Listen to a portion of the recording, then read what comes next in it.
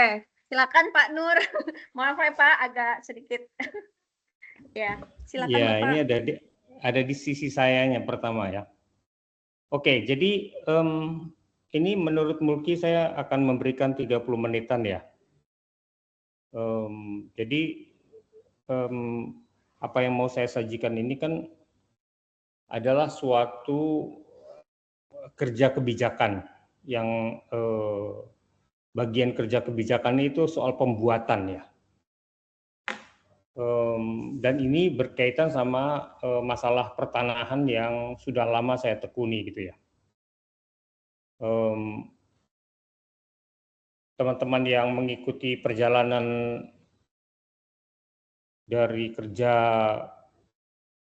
gerakan sosial yang saya bangun itu berujung pada suatu keperluan mempengaruhi pemerintahan.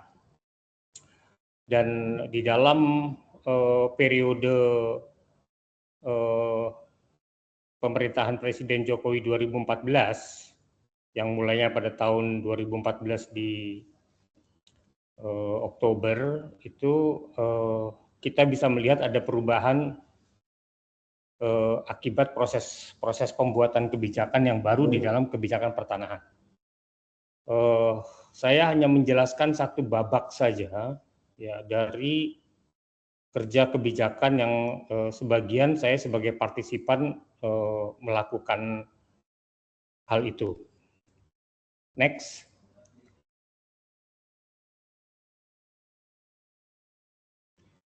Siapa yang bantu untuk mengklik halaman berikutnya? Ya. Nah, begini. Jadi saya ini orang yang sebelumnya secara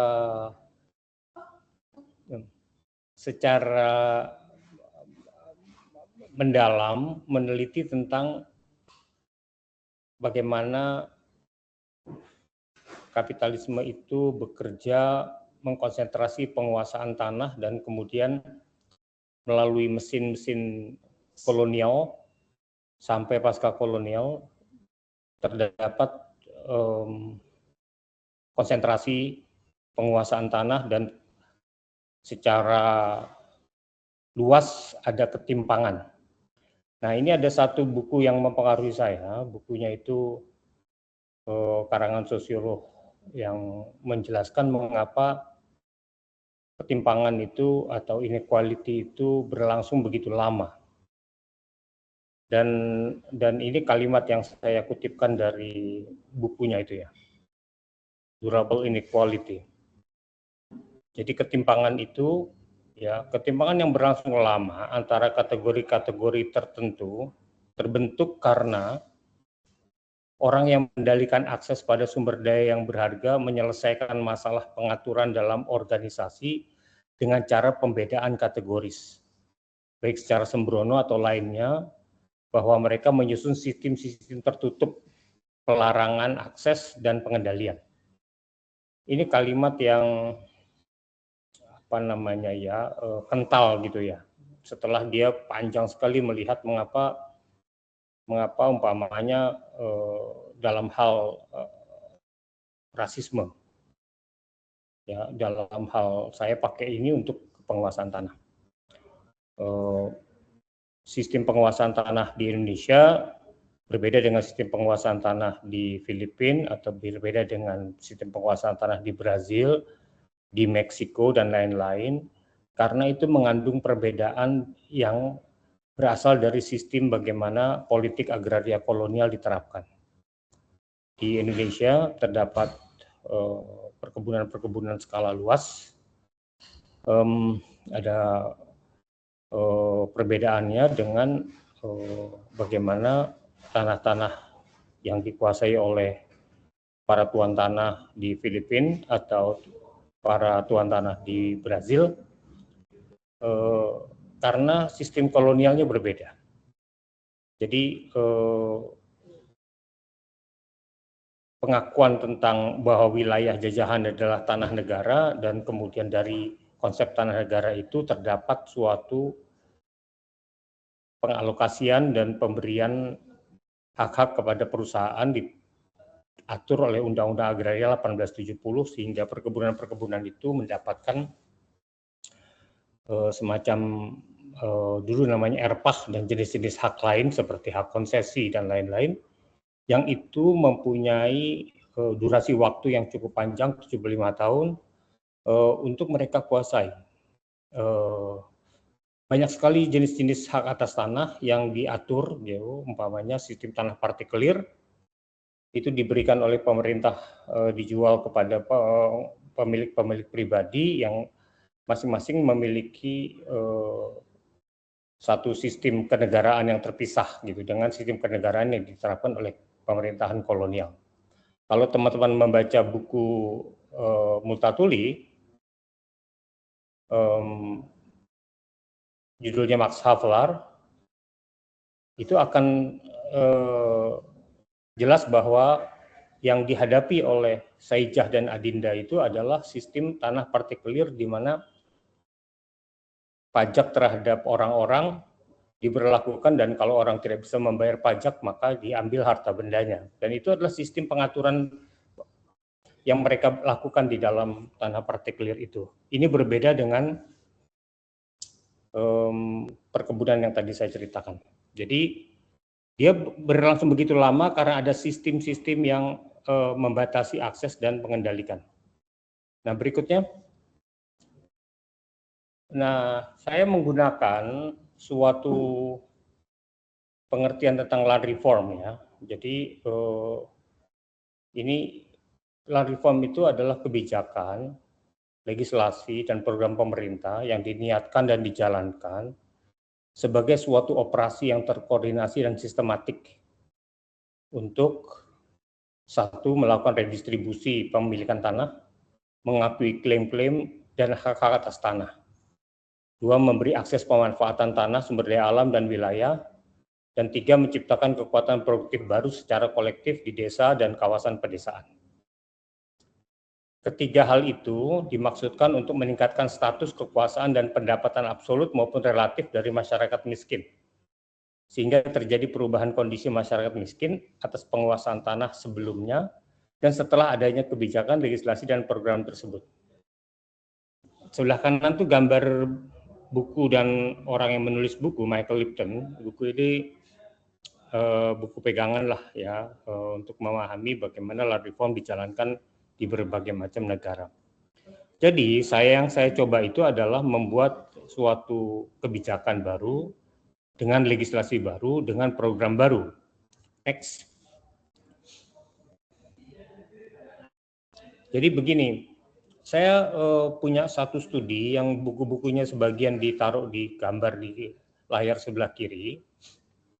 Intinya ini begini ya, kita perlu sekali memahami bagaimana land reform sebagai suatu gagasan itu masuk dan bekerja kembali di dalam arena kebijakan nasional.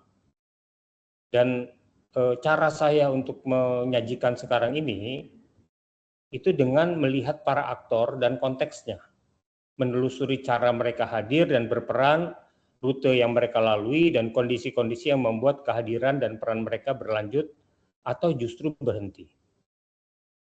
Jadi produksi, lintasan, dan kondisi dari para aktor ini itu ternyata secara perjalanan sejarah itu tidak berlangsung secara linear. Jadi kita penting sekali untuk melihat kapan, bagaimana, dan dalam kondisi apa lintasan perjalanan mereka itu. Bagaimana mereka sedang dan tidak berpindah tempat, serta memperoleh keseimbangan baru ya dari konjungtur satu ke konjungtur yang lain. Nah, saya merasa penting memperhatikan posisionalitas masing-masing aktor. Posisi dan identitas itu bukan sesuatu yang tetap, melainkan berdasarkan lokasi dan jaringan dalam hubungannya dengan yang bergerak terus-menerus. Dan ini dapat dianalisa. Nah, kalau ini dipakai untuk melihat apa yang saya perankan, maka bisa diperhatikan perbedaan antara saya ketika berada di luar pemerintahan dan di dalam pemerintahan. Berikutnya. Oke. Next. Jadi begini, salah satu cara untuk memahaminya itu melalui dokumen-dokumen yang dihasilkan. Jadi yang paling kiri itu adalah dokumen namanya visi, misi, dan program aksi yang dimasukkan oleh Presiden Yusuf Kala dan Joko Widodo sebagai presiden, Yusuf Kala wakil presiden, pada waktu dia dulu itu mencalonkan menjadi calon presiden dan wakil presiden untuk masuk ke dalam pemilu. Jadi ada dokumen ini. Ya, dokumen ini setelah melalui proses pemilu itu menjadi dasar untuk kemudian pemenuhan janjinya plus janji-janji kampanyenya dia. Jadi dia turun menjadi dokumen yang dikeluarkan oleh rumah transisi. Jadi Jokowi JK itu bikin rumah transisi ketika sudah terpilih, sudah menang, tapi kan ada masa 4 bulan antara menang dan menjadi presiden. Nah, disitulah Jokowi JK bikin sesuatu kelompok kerja dengan macam-macam orang yang intinya untuk menghasilkan apa yang disebut sebagai program presiden. Jadi program presiden ini dikeluarkan oleh satu institusi, satu organisasi kelompok gitu ya, yang dibentuk untuk menghasilkan daftar program itu, dan kemudian ketika presiden dan wakil presiden berhasil mengeluarkan kabinet, memimpin pemerintahan dengan kabinet, masing-masing kabinet punya kementerian, kementerian itu dan lembaga, dan kemudian itu ada satu proses berikutnya, yakni rencana pembangunan jangka menengah nasional, dan ini kemudian keluar dalam bentuk rencana kerja pemerintah tahunan. Jadi ada tahun 2017, 2018 ketika reforma agraria masuk menjadi suatu program pemerintah. Jadi ini program presiden yang sebelah kiri, sebelah kanan program pemerintah. Dan program pemerintah harus memiliki peraturan-peraturan legislasi yang mengaturnya. Nah, di antara ini kebetulan saya diminta oleh Kepala Staf Presiden menjadi pejabat di dalam kantor staf presiden. Sebagai staf khusus, saya memberikan banyak sekali tenaga dan arahan untuk membuat reforma agraria diadopsi jadi program nasional bersama-sama dengan program nasional yang ada di dokumen rencana pembangunan jangka menengah untuk kemudian jadi dokumen rencana pembangunan tahunan. Jadi ini dokumen yang secara, sekali lagi ini baru dokumennya ya, dilihat dari dokumennya itu adalah urutan-urutan yang perlu dibaca, dipelajari bagaimana dia menjadi pegangan birokrasi. Saya akan menjelaskan karena waktunya terbatas ya, ini saya akan menjelaskan hanya sampai pada peraturan presidennya, dan ini nanti apa efeknya pada programnya.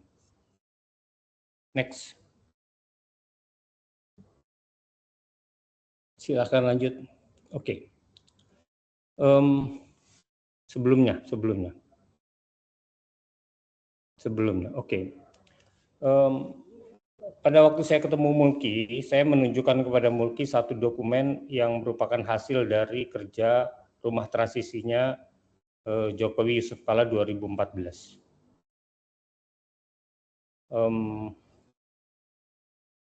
Ini kurang lebih gambarannya yang ada di dalam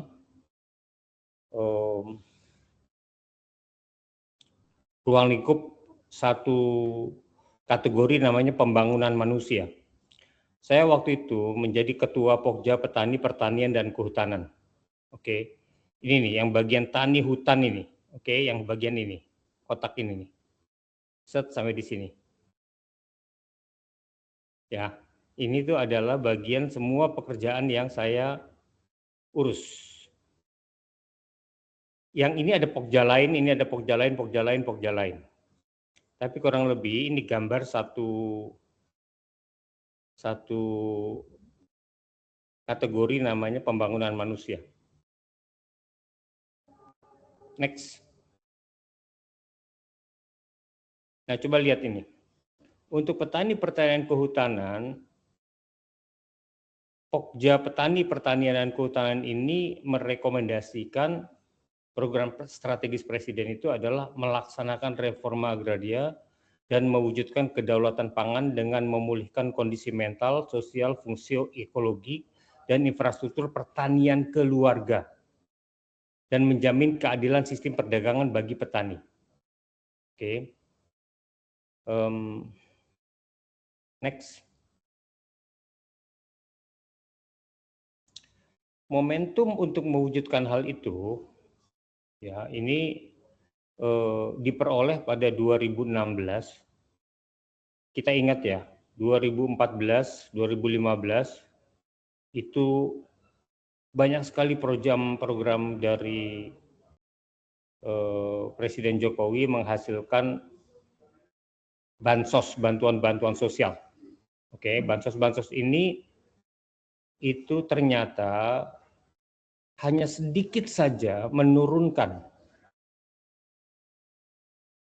ya kesenjangan dilihat dari indeks Gini ini. Hanya sedikit saja, dia turun sedikit saja dari 2014, 2015 ke sini. Sekarang pertanyaannya, pada waktu terdapat di bulan Desember terdapat satu pertanyaan besar, mengapa kesenjangan ini tidak turun-turun? Nah, disinilah momentum untuk memasukkan apa yang diformulasikan oleh kami sebagai reforma agraria. Saya masih ingat itu Desember itu, arahan tentang kantor staf presiden untuk reforma agraria mulai dibuat ya.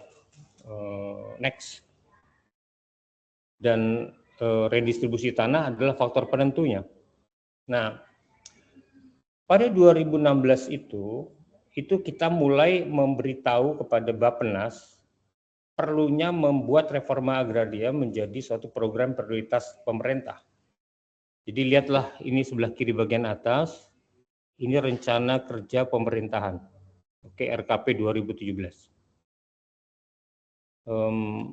Ini untuk pertama kalinya reforma agraria menjadi prioritas nasional. Ya. Kalau yang hitam ini ada prioritas nasional, sedangkan yang di dalam kotak 1, 2, 3, 4, 5 itu adalah program prioritasnya. Tiap-tiap program prioritas ini memiliki kegiatan-kegiatannya sendiri-sendiri yang itu bisa dijalankan dalam kerjasama ataupun masing-masing unit pemerintahan terpisah.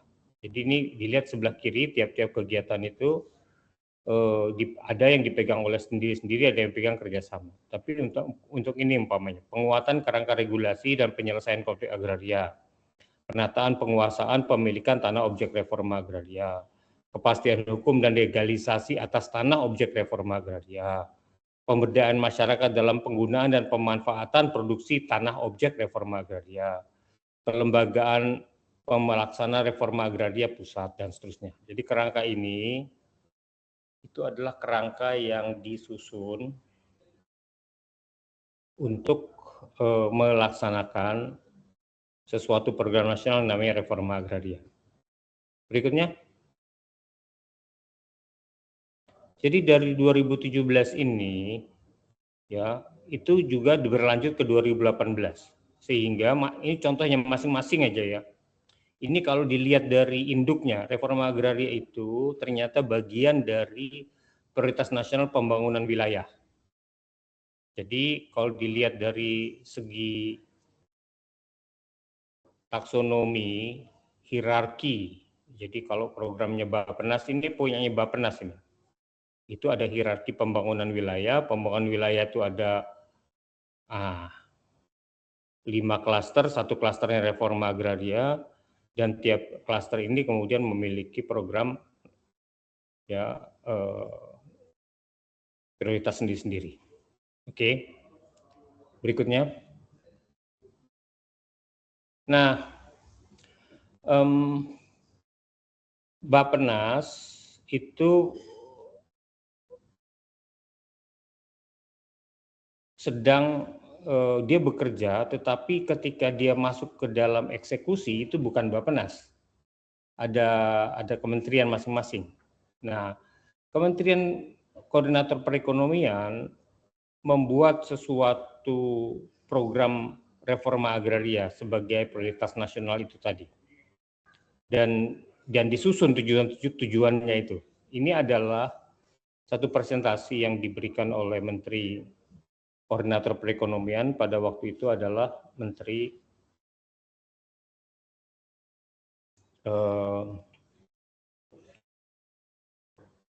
saya lupa namanya Mulki. Pak Andrinov, Pak? Apa? Pak Andrinov, bukan? Bukan. Menteri Koordinator Perekonomian. Pak ini, Darmin, Pak? Ya, Pak Darmin Nasution. Oke. Jadi, Pak Darmin Nasution itu membuat kerangka reforma agraria dengan tujuan satu, mengurangi ketimpangan penguasaan dan pemilikan tanah, menciptakan sumber-sumber kemakmuran dan masyarakat ya yang berbasis agraria, lapangan kerja, mengurangi kemiskinan, akses masyarakat kepada sumber ekonomi, meningkatkan ketahanan kedaulatan pangan, memperbaiki kualitas lingkungan hidup, dan seterusnya. Jadi ini adalah tujuan-tujuannya yang ditaruh sebagai satu cara dia untuk mengkoordinir reforma agraria di kantor Menko Perekonomian. Next. Nah, 2016 itu terdapat satu krisis di mana kok kesenjangan tuh begitu tinggi gitu. Dan Kemenko Perekonomian ditanya Presiden itu gimana caranya. Nah, dikeluarkanlah kebijakan pemerataan ekonomi. Yang kebijakan pemerataan ekonomi itu berkenaan reforma agraria di dalam mensinkronkan pelaksanaannya antara reforma agraria dan perhutanan sosial. Jadi di dalam kategori ini dibikin sama dia, oh ini harus ada ini, karena lahan terkonsentrasi gitu ya, sehingga bagian konsentrasi penguasaan lahan ini harus dilakukan redistribusi. Oke. Ada macam-macam caranya setelah dia bekerja selama 2 tahun, 2015-2016, dia mulai mengerti bahwa ini tuh ada perbedaan jurisdiksi antara hutan dan tanah non-hutan. Berikutnya. Nah, jadi kategori ini dibikin sama mereka ini. Ya, dibikin sama mereka. Yang pertama kepalanya reforma agraria, kemudian dikeluarkanlah satu kategori apa yang harus dicapai, yakni redistribusi tanah seluas 9 juta hektar melalui tanah objek reforma agraria dan perhutanan sosial sebagai target 12,7 juta. Target untuk 9 juta hektar itu dilakukan dengan cara legalisasi tanah dengan redistribusi aset.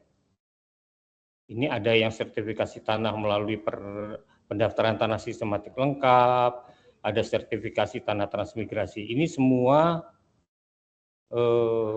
merupakan suatu proses yang disebut sebagai legalisasi aset. Redistribusi aset ini berkenaan sama XHGU dan tanah terlantar. Pelepasan kawasan hutan itu juga dijadikan sebagai sesuatu yang harus dilakukan karena ada 2,7 juta hektar yang harus dibagikan kepada masyarakatnya. Kemudian penyelesaian ya penguasaan tanah dalam kawasan hutan. Jadi ini ada macam-macam kebun rakyat, perkebunan itu ada dalam kawasan hutan dan itu harus diredistribusi. Nah, yang ini adalah hutan negara yang kemudian diberikan aksesnya di dalam bentuk pemanfaatan hutan, baik di lahan perhutani maupun lahan non di Jawa yang dikuasai oleh perhutani maupun lahan yang dikuasai oleh Kementerian Lingkungan Hidup Kehutanan dan bukan di Jawa. Nah, sedangkan yang ini, yang bagian ketiga, moratorium peremajaan sawit itu bukan yang saya urus. Jadi yang saya urus itu yang hanya reforma agraria, Taurat, perhutanan sosial, legalisasi aset, redistribusi aset, dan legalisasi akses. Nah, semua bentuk-bentuknya ini nanti di tingkat output itu ada, tentu kalau legalisasi aset ada sertifikat gitu ya. Semua sertifikat ini kemudian memiliki suatu tanda bukti yang dipegang oleh masyarakat penerimanya. Begitu juga tentang perhutanan sosial, ya, ada suatu penerimaan dalam bentuk surat-surat keputusan. Ini surat-surat keputusan sampai surat keputusan itu dipegang oleh masyarakat penerimanya. Secara detail terdapat prosedur-prosedur yang detail sekali gitu di masing-masing jenis program ini. Jadi kalau sudah dilaksanakan oleh Badan Pertanahan Nasional dalam legalisasi aset, dalam redistribusi tanah bekas HGU atau perhutanan sosial, ini memiliki aturan-aturan yang detail sekali, ya, yang itu menyangkut suatu prosedur. Berikutnya.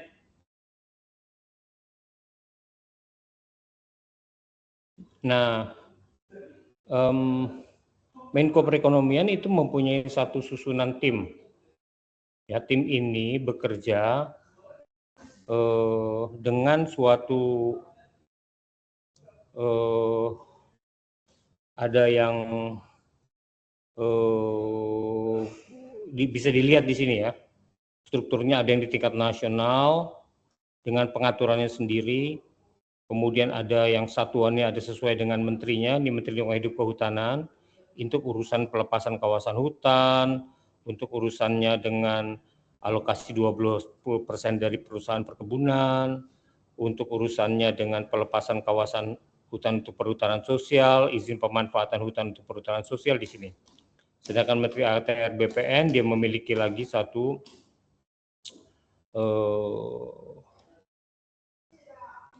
tim kerja Pokja, ya. Kemudian juga ini Menteri Desa punya Pokja juga untuk pemberdayaan dari tanah-tanah dan masyarakat yang punya akses pada tanah yang baru ini. Berikutnya. Oke. Pemerintahan kita itu sangat sektoral bekerjanya. Jadi dia memiliki peraturan-peraturan presiden yang terpisah-pisah untuk menjalankan ini, sehingga masing-masing Perpres ini memiliki pengaturan-pengaturannya sendiri.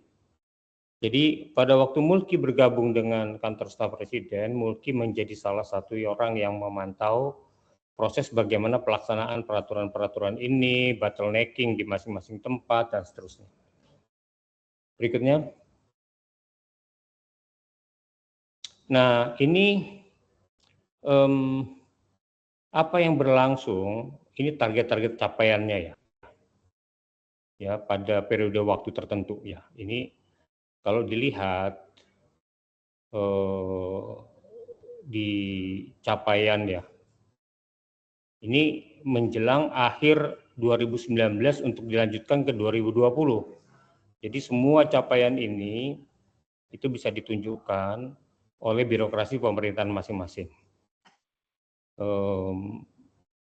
Ada yang menyangkut soal legalisasi aset tadi, ya, capaiannya udah mencapai 14,22%, terus di tanah transmigrasi masih sedikit, capaian bidangnya bisa dituliskan dan seterusnya, sehingga totalnya bisa dikalkulasi dan ini diumumkan secara publik. Redistribusi tanah sangat terbatas berlangsungnya, ya, capaiannya. Berikutnya. Oke, ini realisasi perhutanan sosial ya, ini semua sampai 2022 itu bisa ditunjukkan data-datanya dengan skema hutan desa, hutan kemasyarakatan, hutan tanaman rakyat, kemitraan kehutanan yang ada di Jawa dengan tanah-tanah perhutani dan seterusnya. Jadi dilihat dari satu capaian nasional, kita akan melihat ada banyak sekali kalkulasi angka-angka yang semua ini kalau di dalam birokrasi pemantauan dan evaluasi hasil itu ada di satu deputi pemantauan dan evaluasi di Bappenas. Berikutnya. Jadi kalau dilihat ya, begini, ini sesuatu yang tadinya berasal dari masyarakat, gerakan sosial, ahli-ahli, sampai konsultan-konsultan, masuk mempengaruhi pemerintahan. Ya, begitu masuk pemerintahan, ini ada satu teknokrasi tersendiri gitu, yang tidak bisa dimengerti oleh para penuntut atau para pemberi aspirasi atau intelektual yang bekerja untuk memberikan satu rekomendasi kebijakan. Ini birokrasi adalah sesuatu mesin proses pemerintahan yang tersendiri, yang bekerja dengan cara-cara yang berbeda dengan cara-cara bagaimana dia sampai dibayangkan oleh orang yang menuntut itu. Jadi kekuatan-kekuatan sosial yang bekerja itu harus bekerja di dalam suatu labirin birokrasi seperti yang sudah saya jelaskan. Pertarungan di dalam birokrasi sendiri itu sesuatu yang biasanya tidak diketahui oleh orang-orang yang menuntut, ya. Orang-orang yang menuntut tahunya sampai pada bagaimana birokrasi memberikan layanan. Karena itu, ini bagian apa namanya ya, akhir dari percakapan pembuka. Sekali lagi ini percakapan pembuka yang sesungguhnya segala proses kebijakan ketika kita bikin itu ada bagian yang namanya birokrasi. Dan birokrasi ini mulai dari perencanaan sampai kepada program-program pemerintahnya dilaksanakan gitu, itu memiliki logika dan cara bekerjanya yang benar-benar tidak dibayangkan sebelumnya oleh mereka yang menuntut. Nah, bagaimana caranya gitu mereka itu bisa sampai memenuhi apa yang dituntut gitu. Nah, ini yang penting buat kita pelajari ya. Caranya bahwa perjuangan itu ada berbagai macam levels, ada berbagai macam tingkatan yang berhubungan satu sama lain. Yang kalau kita hanya ada di dalam satu cara menuntut dan tidak sampai pada mengerti proses birokrasinya, maka bisa jadi kita akan melihat janji-janji tidak terpenuhi tanpa kita tahu mengapa hal itu tidak terpenuhi gitu. Jadi demikianlah teman-teman sekalian. Jadi kita di dalam sajian saya ini satu babak saja yang menekankan proses birokrasi di dalam kebijakan pertanahan yang di periode 2014 sampai 2019 dan dilihat tahapannya. Terima kasih. Baik, terima kasih Pak Fauzi atas paparannya. Dan tentunya beberapa hal poin penting yang saya sudah catat juga sangat menarik untuk didiskusikan terkait bagaimana negara di awal-awal presentasi Pak Fauzi tadi menyebutkan bagaimana negara kemudian put agrarian reform back into the state agenda dan implikasi-implikasi yang bisa kita amati sampai sekarang. Dan satu poin yang Pak Fauzi highlight itu terkait dengan bagaimana evolusi atau perubahan-perubahan kebijaksanaan negara, pengaturan atau legislasi yang terkait dengan reforma agraria itu dilaksanakan pada periode spesifik di zaman periode pertama Presiden Joko Widodo dan Yusuf Kala. Nah, saya kemudian buka sesi tanya jawab. Saya persilahkan buat teman-teman yang ada di forum virtual ini untuk raise hand jika ingin bertanya, berkomentar atau menyampaikan kritik. Mungkin saya awali untuk 3 orang pertama aja. Ada Pak Mulki. Silakan Pak Mulki. Bisa Baik, Pak. di open mic. Mas Ya. Andra, terima kasih. Pak Oji, saya tuh ada satu concern Pak dari berbagai diskusi kita itu soal target RA dari APL Pak, yang jumlahnya sekitar 400.000 hektar, yang kalau dilihat dari jauh kan seakan-akan timpang ya Pak, dengan yang dari kawasan hutan sekitar 2 jutaan Pak. Nah, pertanyaan secara umumnya Pak, apakah desain RA dari awal memang menargetkan kawasan hutan, Pak? Jadi ini intensional begitu atau tidak? Itu yang pertama. Lalu yang kedua, kenapa kita hanya fokus ke XHGU, Pak? Padahal kita sadari juga, Pak, berbagai konflik yang kita hadapi sekarang itu adalah mungkin di lokasi-lokasi yang HGU-nya sebenarnya masih aktif begitu. Nah, ini sedikit hal beberapa hal yang menjadi pikiran saya belakangan, terlebih misalnya habis turun lapangan Pak melihat ya kalau dia HGU-nya masih aktif dan mekanismenya tidak ada penyelesaian, ya konfliknya akan berjalan terus begitu Pak.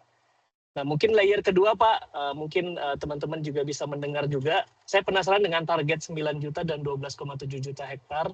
Karena begini Pak, jadi saya habis ketemu dan wawancara dengan beberapa pihak dari sisi penyelenggara pemerintahan begitu Pak. Mereka merasa bahwa misalnya dulu pemberian status hutan adat dalam konteks perhutanan sosial begitu, itu diberikan dalam jumlah yang besar-besar agar checklist target ini bisa dipenuhi begitu Pak. Ini asumsi yang muncul Pak di lapangan begitu Pak. Nah, ini saya pertanyaan-pertanyaan mungkin kenapa angka itu bisa keluar dan apakah hal-hal seperti itu terbayangkan ketika ini diimplementasikan begitu Pak. Itu mungkin Pak. Dan Mas Andra, terima kasih. Baik, terima kasih Mas Mulki. Mungkin kolektif saja dulu ya. Saya persilakan Mbak Mitra. Baik, terima kasih Mas Andra. Aku lupa yang bertanya singkat aja coba disebutkan afiliasinya juga dan namanya. Oh, oke. Makasih Mas Andra. Selamat malam Pak Nur Fauzi. Terima kasih atas paparannya Pak. Saya Mitra Wulandari. Saya dari The University of Sydney. Saya studi S3 di sini. Dan saya sangat tertarik dengan ada beberapa hal yang mungkin ingin saya tanyakan. Karena Bapak juga terlibat dalam penyusunan kebijakan, rangkaian kebijakan-kebijakan reforma agraria, khususnya periode pertamanya Jokowi ya, Pak ya. Nah, itu menurut Pak Oji sendiri, apakah implementasinya itu sudah in the right track?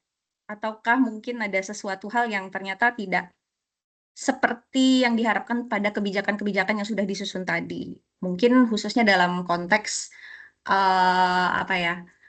reforma agraria tadi, Pak. Itu yang pertama. Terus yang kedua, salah satu tujuan dari reforma agraria itu kan bukan hanya penataan aset, tapi juga penataan akses. Mungkin bisa dijelaskan, Pak, karena setahu saya di BPN itu ada Direktorat Pemberdayaan ya, dan tujuannya memang ingin menyasar ke penataan akses. Cuman sepertinya sih tidak terlalu menggema ya, atau mungkin tidak terlalu berhasil gitu. Jadi yang saya tanyakan, apakah itu mungkin, Pak, di Indonesia ini untuk dilakukan penataan akses? Kalau memungkinkan itu sebenarnya seperti apa ya?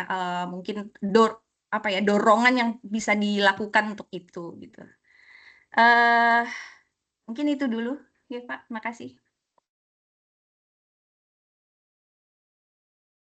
Thank you Mbak Mitra. Terakhir ya dulu ini untuk sesi pertama. Mas Asrul, silakan. Terima kasih Mas Andra. Ya, Pak Oji, salam kenal. Saya Asrul, saya dosen di Universitas Syah Kuala. Kalau background saya di perencanaan wilayah dan kota. Saya baru saja menyelesaikan PhD di NU. Menarik sekali presentasinya Pak Oji. Pertanyaan saya singkat saja, yang pertama itu terkait dengan Perpres yang reforma agraria 2018 ya. Itu kan jelas tertulis ada tujuannya itu ada 6 ya. Dan saya pernah membaca di Perpres yang terbaru 2023 nomor 62 itu poin salah satu tujuannya itu tujuan ke-6 atau tujuan keberapa lupa saya, itu memperbaiki dan menjaga kualitas lingkungan hidup itu hilang. Maksud saya apakah Pak Oji ada informasi terkait itu? Maksudnya apa sih perbedaan yang signifikan antara Perpres 2018 dengan Perpres 2023 dan kenapa ada perubahan itu? Nah, terkait target itu, saya punya pengalaman melihat program reforma agraria di Aceh gitu ya. Jadi secara government, secara pemerintah, BPN mengklaim itu redistribusi lahan, tapi dengan sumber tanahnya itu sumber tanahnya itu adalah dari tanah negara yang dikuasai oleh rakyat, gitu kan. Nah, kalau yang saya pahami mulai itu bahwa sebenarnya itu kan lebih cocok dimasukkan dalam pencapaian legalisasi aset, ya, bukan redistribusi lahan. Kalau saya tanya sama orang pihak BPN, simpel saja mereka jawab gitu ya, karena pertama terkait target, kedua ya katanya ini ya, saya nggak tahu benar insentif yang didapatkan dengan mengejar target ini lebih besar daripada yang itu gitu. Jadi kan ada semacam ya di lapangan itu ada dinamika seperti itu. Mungkin itu saja dari saya. Terima kasih. Baik, thanks Mas Asrul. Silakan Pak Uji untuk diadres pertanyaan teman-teman.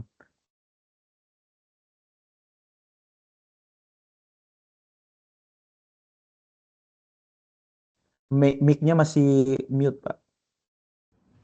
Iya, ini tuh saya matiin kamera ya, karena saya ini pakai akses di handphone saya ya. Saya takut suaranya putus-putus ya. Iya, Pak. Boleh ya? Boleh, Nggak Pak, boleh. tampilin wajah saya ya. Oke. Ya. Jadi begini, ini Mulki ya.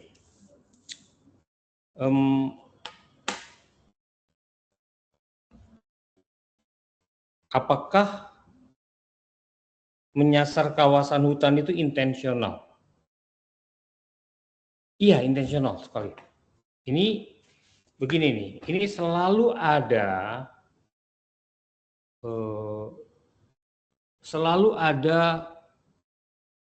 penyempitan atau bahasa teori dari James Scott itu namanya penyederhanaan. Oke, ini saya refleksi ya. Penyederhanaan itu bayangkan ini ada yang namanya kawasan hutan negara. Kawasan hutan negara ini dibikin sebagai suatu kategori tentang wilayah yang diatur oleh Kementerian Kehutanan.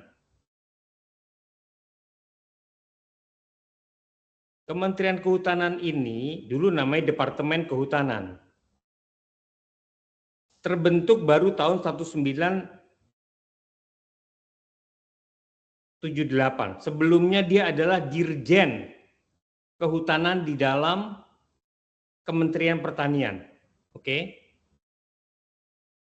Nah, tahun 78 inilah mereka punya suatu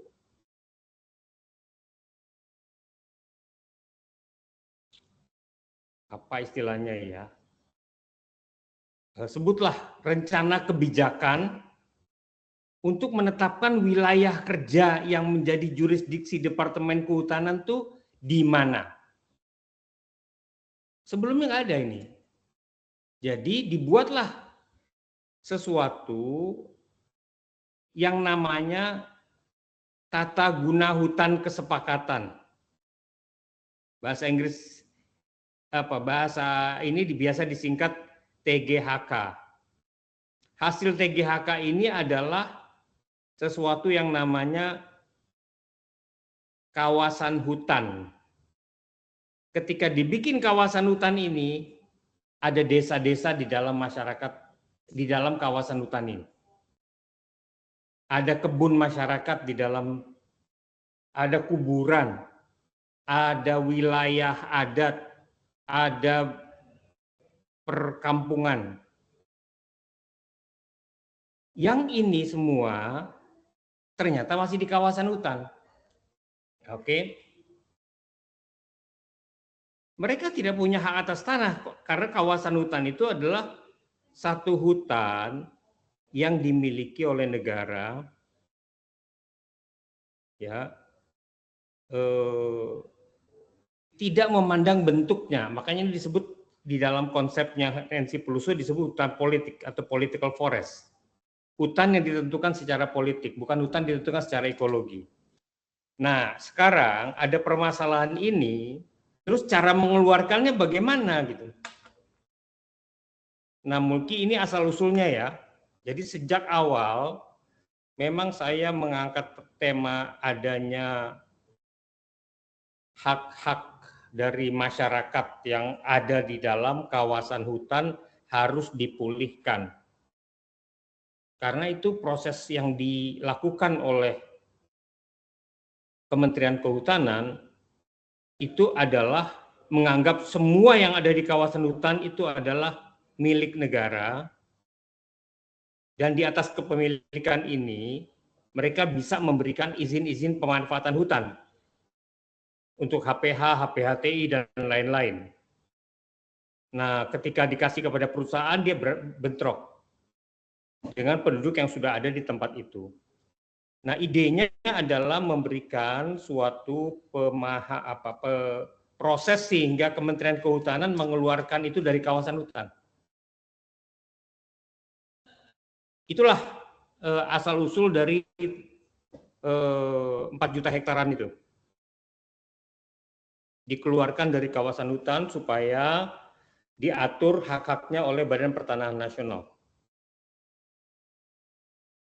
Yang kedua, pertanyaan Mulki, itu mengenai HGU ya. HGU ini memang ada yang sudah diduduki rakyat, ada yang baru diduduki rakyat gitu. Nah, mana yang hendak diredistribusi ketika itu ditaruh sebagai kategori di dalam jumlah angka tertentu. Ini sekali lagi ya, ini politik berangka-angka ini. Itu mencakup soal target tertentu dari suatu kelembagaan dan dibikin oleh Bappenas. Di Bappenas target angka-angka ini menjadi alat buat dia monitoring dari kementerian-kementerian. Dan Kementerian ATR BPN bekerja dengan angka-angka itu memerlukan suatu bukti-bukti bahwa dia sudah mencapai. Nah, disitulah bias birokrasinya. Ya, dia mengambil kasus yang mana yang mau ditunjukkan. Itu apakah diambil kasus yang sedang berlangsung di dalam konflik-konflik ataupun kasus yang akhirnya mudah diredistribusikan, istilahnya yang clear and clean. Makanya itu yang mudah dilakukan oleh mereka, itu diambil yang tanah-tanah yang pemegang HGU-nya itu adalah perusahaan swasta. Jauh lebih mudah daripada HGU-nya perusahaan BUMN. Nah, birokrasi ini menentukan sekali ya. Jadi saya sudah jelaskan tadi bahwa angka-angka itu datang dari suatu proses di dalam pembuatan kebijakan di Bappenas, dan angka-angka itu biasanya di luar dari kemampuan para lembaga pelaksana, baik itu di kementerian maupun lembaga pemerintah ya. Mereka terima saja target itu. Itu satu dari Mulki ya. Dua dari Mitra ya.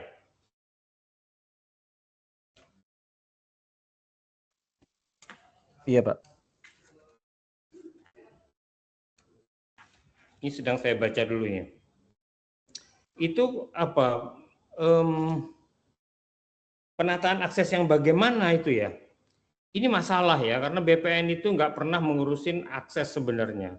Awal mulanya itu diperkenalkan tentang teori aset sama akses ini oleh Joyo Winoto dengan maksud supaya, halo?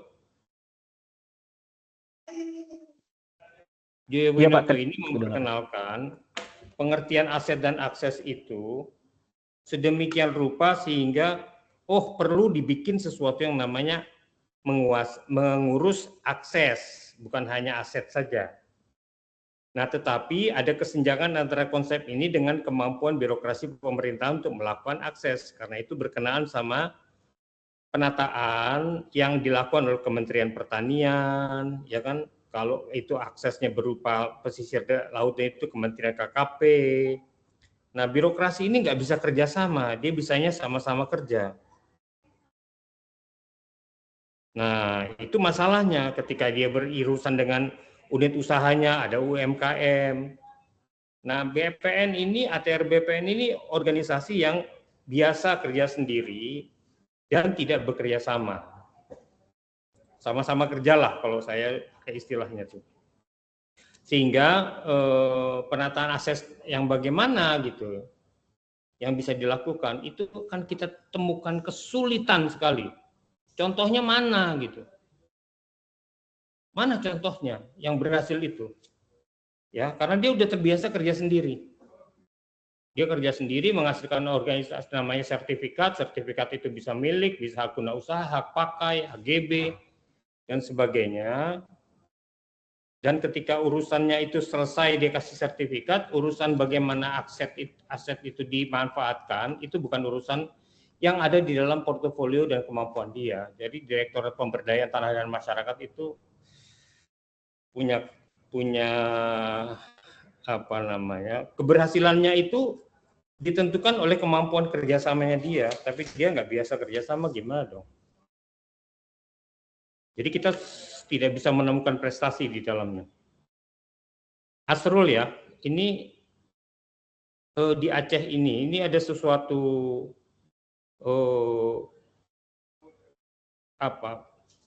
terkecoh sebenarnya. Jadi ada banyak orang terkecoh ya. Sebenarnya katanya redistribusi, tapi sesungguhnya itu tanah yang udah dikuasai rakyat sendiri gitu. Nah ini ada masalah ya. Ini kata yang tidak disukai oleh dan jarang dipakai juga, terkecoh gitu. Istilahnya redistribusi, tapi sesungguhnya itu adalah melegalkan apa yang sudah digarap oleh rakyat itu. Jadi istilah gini loh, pemerintah suka ngasih istilah ya, tapi sebenarnya istilah itu bukan sesungguhnya kenyataannya seperti terjadi. Seperti legalisasi, apakah dia betul-betul sesuatu redistribusi gitu? Pada kenyataannya yang udah digarap rakyat dikasih hak atas tanah yang udah digarap itu redistribusi atau bukan? Kalau orang punya perusahaan punya hak guna usaha, hak guna usahanya itu diduduki sebagian, sebutlah angka saja ya, 30% oleh rakyat, 30% itu redistribusi untuk rakyat, itu redistribusi atau itu legalisasi? Nanti dulu, ini tergantung jawabannya. Kalau kata orang BPN, ini redistribusi. Karena disebutnya redistribusi, bahwa keluar dari status ini ya, di atas kertas ada status, dari hak guna usaha menjadi hak milik rakyat, berbeda dokumennya itu, sertifikatnya beda, makanya itu menjadi redistribusi kata dia. Tapi kalau kata rakyat, ini tanah garapan saya udah 30 tahun gitu. Makanya pengertian yang dimaksud sebagai pengertian sesuai dengan kenyataannya, dengan sesuai dengan nomenklatur birokrasi, itu harus benar-benar kritis kita membedakannya. Kalau enggak terkecoh. Oke, itu aja jawaban saya terhadap beberapa pertanyaan itu ya. Baik, saya buka sesi kedua, kita masih ada waktu beberapa menit lagi. Mungkin teman-teman yang lain bisa raise hand sambil menunggu. Mungkin ada satu pertanyaannya Mbak Mitra, Pak Uji, yang terkait dengan ini sebenarnya pertanyaan reflektif. Mbak Mitra tadi tanyakan apakah implementasi reforma agraria sudah on the right track menurut Bapak? Enggak lah. Ya, begini loh, ini kan masalah yang besar dikasih ke birokrasi gitu ya. Birokrasinya tidak mengalami revolusi apapun. Ya, kita memerlukan sesuatu langkah yang secara birokrasi lain dengan mekanisme yang tadi saya ceritakan ya. Jadi birokrasi kita memerlukan suatu cara kerja yang bukan mengikuti pada kategori-kategori yang dia bikin sendiri gitu. Jadi ini kan namanya ya dipimpin oleh apa gitu. Ini beda sekali, dipimpin oleh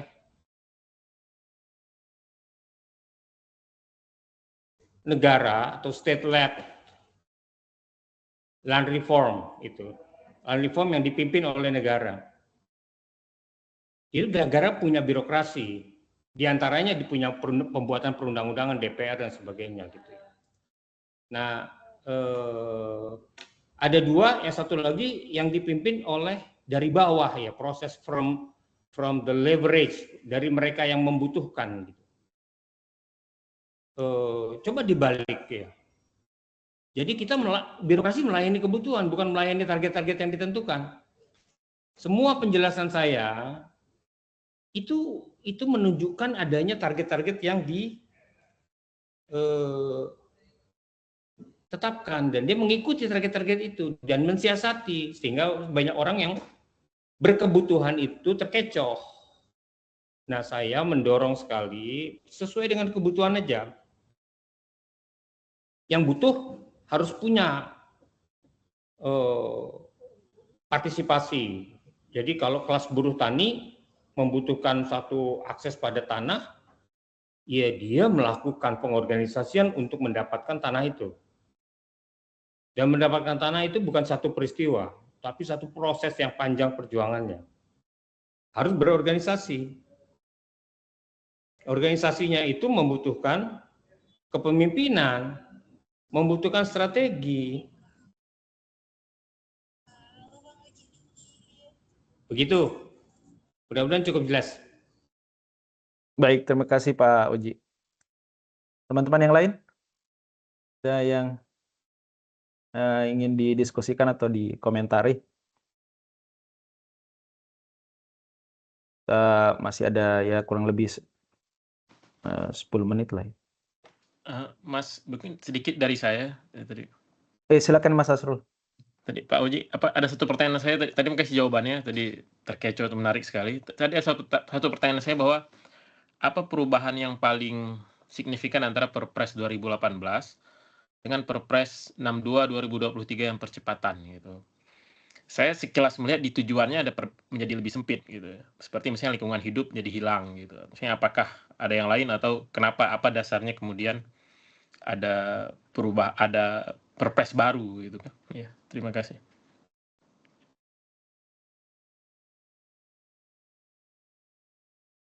Silakan Pak Uji, bisa direspon langsung. Iya, saya sedang ingat-ingat ya, nggak saya buka ini ya. Oke, saya ingat sekarang. Oke. 2023 ya, Perpres 62 itu dipimpin oleh Kantor Menko Perekonomian, Biro Hukum. Oke. Sedangkan yang 2018 itu dibikin oleh Badan Pertanahan Nasional. Menteri Agraria BPN pegang posisi peran kunci pada waktu itu. Kantor staf presiden juga ikut serta di dalam memberikan arahan. Tetapi seperti Mulki sadari, Mulki bisa jawab juga ini. Itu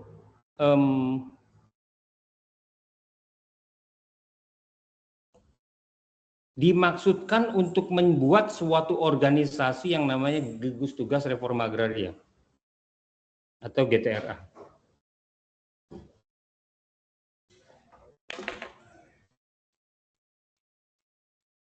Oke, telepon aja.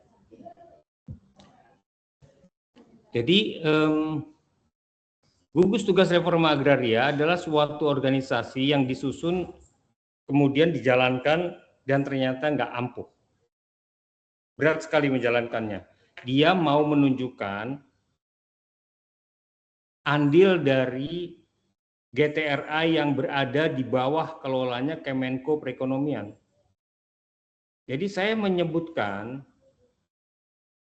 nanti Mulki bisa berikan kesaksian keterlibatannya itu ya. Tiap-tiap perpres itu kan ada yang mempromotori.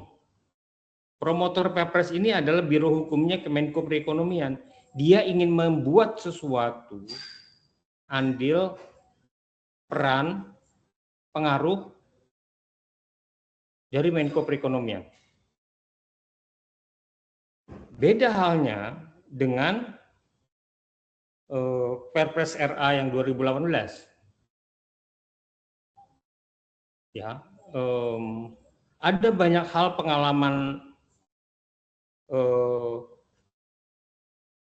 bahwa begitu disusun di dalam bentuk GTRA, itu proses pembentukan GTRA-nya di masing-masing mulai dari kabupaten hingga provinsi.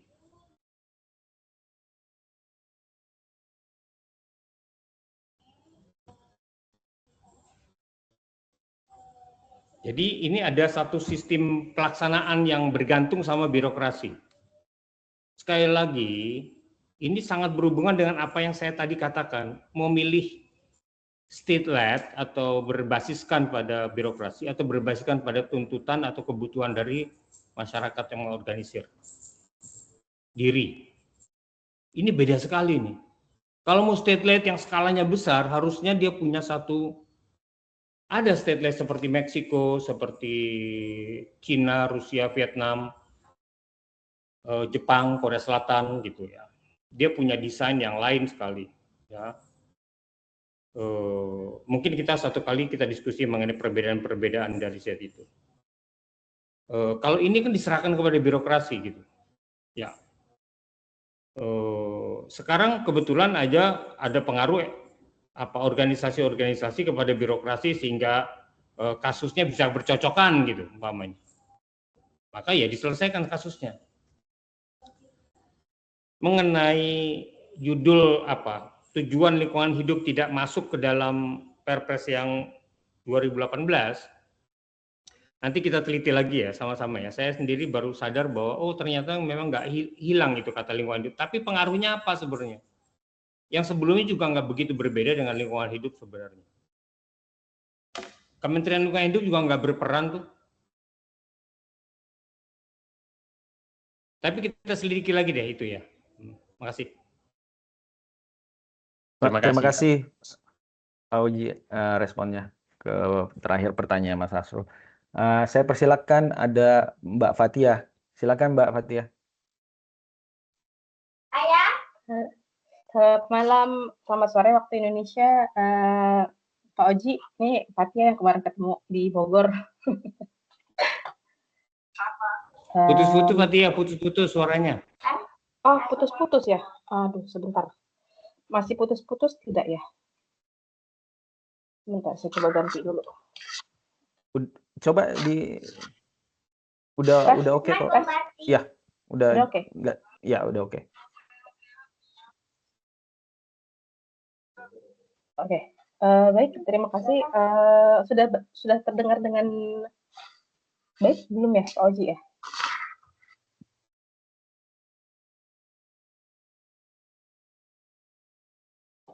Sudah nggak putus-putus, Pak? Punten mau nanya, ini karena memang ini kan kajiannya dari 2014 sampai 19 ya.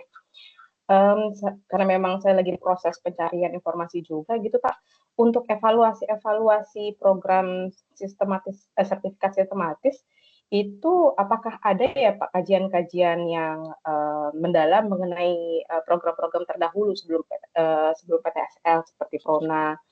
Karena yang saya lihat kalau dari LAP atau LMPDP itu biasanya reportnya yang cukup sistematis yang dari World Bank sama Semeru gitu. Untuk yang PRONA dan selanjutnya kira-kira itu ada saran atau rekomendasi bacaan apa yang sebaiknya dikaji untuk melihat program-program terdahulu terkait sertifikasi tanah. Terima kasih Pak. Mungkin sambil menunggu Pak Uji bisa langsung respon pertanyaan Fatia.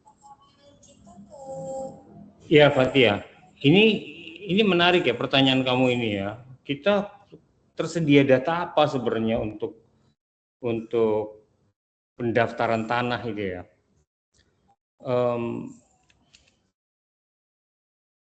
Begini, ini masalah ya.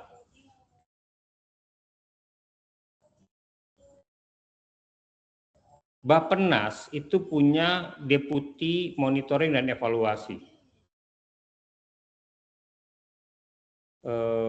Itu siklusnya tahunan. Jadi evaluasinya berdasarkan program setahun itu dan budget yang dipakai di tahun itu.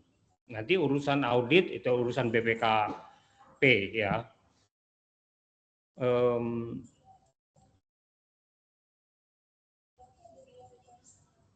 Studi-studi, saya rasa ini memang sesuatu yang penting sekali ya. BPN itu memiliki lembaga namanya Pusdatin, Pusat Data dan Informasi. Saya sangat sarankan kamu tuh berhubungan dengan Pusdatin. Dan gimana caranya ya? Karena sekarang leadbanknya kan udah nggak ada ya. Jadi ini masalah besar ketika dimasukkan ke dalam BRIN. Kementerian tuh nggak punya leadbank yang melakukan studi mengenai capaian tertentu. Leadbank ATR BPN sudah dilikuidasi. Peneliti-penelitinya dipindahkan ke BRIN atau jadi pegawai biasa, bukan peneliti. Pusdatin punya data elektronik terhadap capaian di tiap wilayah, mulai dari Sleman, pokoknya setiap kabupaten kota dia punya tuh profil masing-masing pendaftaran tanah dari tahun ke tahun. Oke? Tapi kalau kamu mau mengevaluasi proyek LPDP atau sebelumnya LAP, tentu kamu harus datang ke kantornya World Bank. Dia punya status studi tentang evaluasinya sendiri. Apakah suatu proyeknya efeknya apa gitu. Biasanya proyek berakhir tidak selantiasa lanjut ke proyek berikutnya. Seperti LAP ke LPDP, ini kan gara-gara ada sisa uang yang tidak terpakai. Jadi LAP 1, LAP 2, LAP 1, LAP 2, kemudian harus distudi. Kenapa pada waktu dia mau bikin yang baru ini ada yang baru sekarang ini namanya sesuatu apa gitu ya, inisiatif for apalah lah reforma agraria gitu. Tapi ini nama-nama yang judul-judulnya kadang-kala mengecoh ya. Kita sendiri harus memiliki satu persatu dokumennya itu. Studi dokumen ini penting sekali. Saya merasa terlalu sedikit orang yang melakukan studi dokumen ini. Terutama dokumen berkenaan sama proyek Bank Dunia.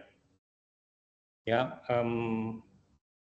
mengapa kita punya proyek ini? Ini pertama kali loh, Badan Pertanahan Nasional tahun 1994 memiliki proyek dan kemudian sampai sekarang kecanduan dengan proyek itu.